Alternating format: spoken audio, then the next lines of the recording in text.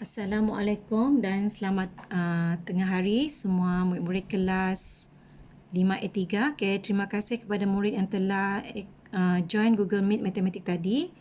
Jadi cikgu harap semua murid akan menonton video ni, video rakaman cikgu. Itu tajuk yang sama yang cikgu telah terangkan dalam GM tadi ya. Jadi kalau tak faham, murid boleh ulang semula video ini. Okay, tajuk kita tadi adalah anu dalam bahagi. Okay, cikgu akan terangkan secara ringkas. Okay, terus berdasarkan buku Fargos kita, muka surat 25. Okay, cikgu terus pergi ke soalan yang pertama iaitu 35 bahagi P sama dengan 7. Jadi cari nilai P. Okay, di sini kita perlu mencari nilai P. Okey, 35 bahagi dengan P sama dengan 7. Jadi apakah P? Okey, seperti yang cikgu terangkan dalam Google Meet tadi, kita cuba wakilkan nombor ini kepada nombor yang kecil. Kalau tadi kita cuma guna ni ya, kalau darab hari tu 2 darab 3 sama dengan 6. Kalau untuk bahagi pula 6 bahagi 3 sama dengan 2 ataupun 6 bahagi 2 sama dengan 3. Okey, mana-mana murid boleh gunakan. Okey, jadi di sini bahagi, jadi kita ambil perwakilan yang kedua ni. Jadi 6 bahagi 2 sama dengan 3. Okey, cikgu ambil 6 bagi 2 sama dengan 3 lah sebab tadi dalam GM cikgu gunakan contoh yang ni ya. Okey. Jadi di sini sekarang kita nak cari P iaitu 2. Okey, jadi macam mana cari 2? 2 sama dengan 6 bahagi dengan 3. Jadi P adalah 35 bahagi dengan 7. Okey, jadi P sama dengan 35 bahagi 7. Okey, apakah 35 bahagi 7? Okey, rujuk sifir. 35 bahagi 7 sama dengan 5. Okey, jadi P adalah 5.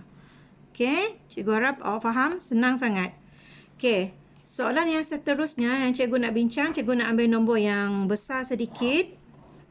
Okey, kita cari nombor di sini. Okey, kita ambil nombor 10. Okey, 26 sama dengan 338 bahagi dengan Y. Berbeza dengan yang sebelum ini, jawapan dia letak di depan. Okay, operasi di belakang. Jadi sama saja sebabkan dia adalah bagi, jadi kita ambil yang kedua ni. Okey. Jadi 26 ni boleh diwakili dengan 3 sebab dia adalah jawapan. 3. Jadi ini adalah 6 bahagi 2. Okey, jadi sekarang kita nak cari Y. Okey, macam mana cari Y ni? 6 bahagi dengan 3. Maksudnya 338 ni bahagi dengan 26.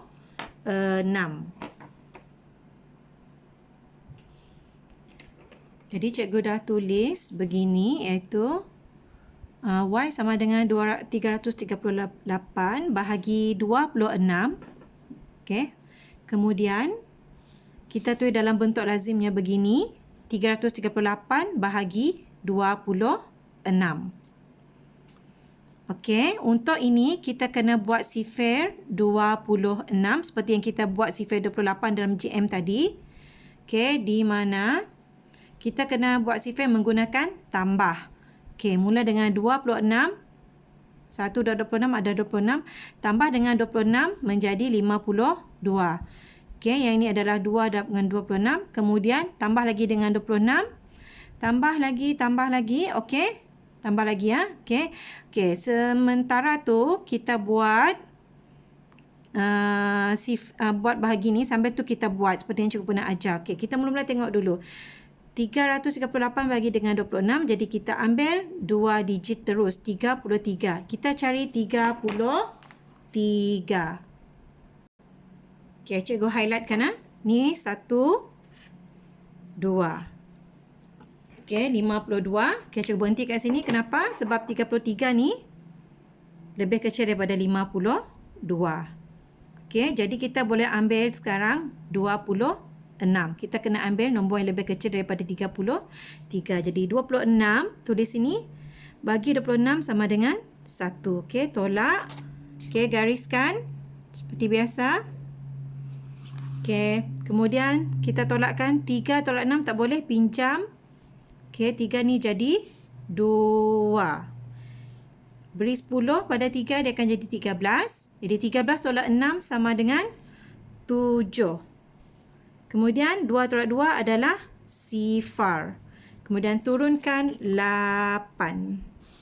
Jadi di sini akan jadi 78. Okey, ada 78 tak? Ada di sini. Okey, cikgu highlight dengan warna hijau ni. Jadi 78 ni bahagi dengan 26 adalah 3. Okey, 78 bahagi dengan 26 sama dengan 3. Okey, kita gariskan. Tolak. 8 tolak 8 sama dengan 0. 7 tolak 7, 0. Okey, jadi jawapannya adalah 13. Okey, jadi murid boleh tulis sini Y sama dengan 13. Okey, maaf tadi cikgu lupa nak tinggalkan ruang lebih banyak dekat sini ya. Okey, boleh buat kotak lah. Takut-takut dia mengelirukan orang yang akan menanda ni ya. Okey, jadi kita buat 13 begini. Okey, Y sama dengan 13 ataupun kalau murid nak tulis semula kat bawah ni pun boleh. Y sama dengan 13. Okey, cikgu harap semua murid faham dan siapkan semua latihan dalam muka surat 25 ini. Okey, seterusnya kita lihat muka surat 26 dan 27. Ini juga kejauhan cikgu bagi. Okey, telah dibincangkan juga dalam Google Meet tadi. Okey, nombor 1. Okey, murid baca sendiri soalan nanti. Okey, nombor 1 ni sebuah ladang mengeluarkan 125,468 biji dan 130,928 biji kelapa dalam masa 2 minggu. Gariskan mana yang penting. Berapakah jumlah kelapa yang dihasilkan oleh syarikat tersebut untuk 2 minggu? Okey, jumlah gariskan. Jadi maksudnya soalan ini awak perlu tambah sahaja. Okey, soalan yang kedua nanti murid buat sendiri. Soalan ketiga. Okey, soalan ketiga, sebuah kotak mengandungi 12,560 keping penanda buku. Berapakah bilangan penanda buku dalam 9 buah kotak? Bila soalan macam ni, biasanya kalau satu nombor dia besar nilai, satu ni macam 1 digit atau 2 digit, biasanya cara penyelesaiannya adalah tambah darab atau bahagi. Darab atau bahagi. Tapi tengok dekat sini, soalan yang terakhir dalam 9 buah kotak. Jadi maksudnya awak kena darab. Okey. Okey, seterusnya soalan yang kelima. Ini beza dengan soalan ketiga. Terdapat 395,040 keping SIM card diisi sama banyak dalam 6 kontainer. Berapakah bilangan SIM card dalam satu kontainer? Okey, nombor besar, nombor 1 digit. Okey, soalan terakhir 1 kontainer. Kita nak cari berapa SIM card di dalam satu kontainer, jadi kena bahagi. Okey, seterusnya soalan 6. Okey, Halim ada 345 keping stem. Kemudian dia menerima 6 bungkusan stem yang setiap satu mengandungi 80 keping stem. Berapakah jumlah stem Halim kini? Asalnya dia ada 345, kemudian dia terima lagi kan. Okey, 6 bungkus di mana setiap bungkus tu ada 80 keping stem. Jadi kita kena kira dululah berapa yang dia terima, iaitu 6 darab dengan 80. Kemudian tambah semula dengan 345. Okey, cikgu buat macam ni. 345 tambah dengan 6 darab dengan 80. 6 darab 80 ni cikgu buat dalam kurungan sebab ini kita kena kira dahulu. Okey, soalan yang ketujuh. Hamidah ada 1000 biji butang. Dia bungkus sebahagian butang itu ke dalam 25 paket.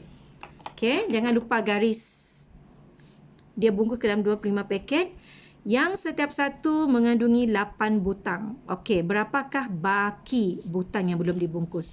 Kalau baki maksudnya ada tolak. Okey. Cuma 25 dengan 8 ni kita nak buat apa? Kita kena darab. Okey, untuk mencari berapa semua stem tu tadi yang dalam 25 paket tu yang dia bungkuskan tu. Jadi, lepas tu baru kita tolak. Jadi, buat macam ni 1000 tolak dengan 25 darab 8. 1000 ni semua jumlah biji butang dia pada asal. Kemudian dia bungkus 25 darab dengan 8. Okey. Pada darab, kita tolak 4 jawapan. Okey, nombor 8. Nombor 8 cikgu tak bincang. Okey, nombor 9. Nombor 9 ni berkaitan dengan Anu. Terdapat 100 buah buku yang diikat. Okey, di mana Q buah buku bagi setiap ikatan. Sebenarnya terdapat 25 ikatan. Cari nilai Q. Okey, kita nak cari berapa ikatan. Okey, yang ni kita bahagi 100 bahagi dengan Q sama dengan 25. Macam mana mencari Q? Okey, gunakan yang tadi. Ulang balik video cikgu tadi. Okey, yang terakhir ada 25 batang pensel dalam satu bungkusan. Ada P bungkusan kesemuanya. Ada P bungkusan kesemuanya pensel ialah 125 batang pensel. Okey, sama juga sebab kita nak mencari berapa ikatan. Yang ni ada dua cara. Sama ada darab boleh, bahagi pun boleh. Kalau darab, boleh buat 25 darab dengan P, dia akan jadi 125 batang pensel. Ataupun 125 batang pensel ni bahagi dengan berapa bungkusan tu tadi. Berapa bungkusan sama dengan 25.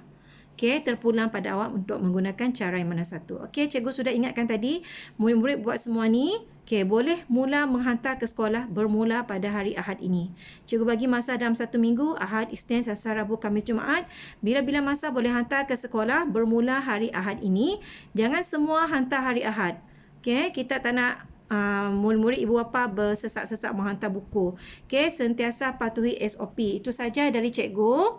Jangan lupa kerja rumah awak dari muka surat 25 hingga 27. Okey, Assalamualaikum. Bye. Selamat bercuti.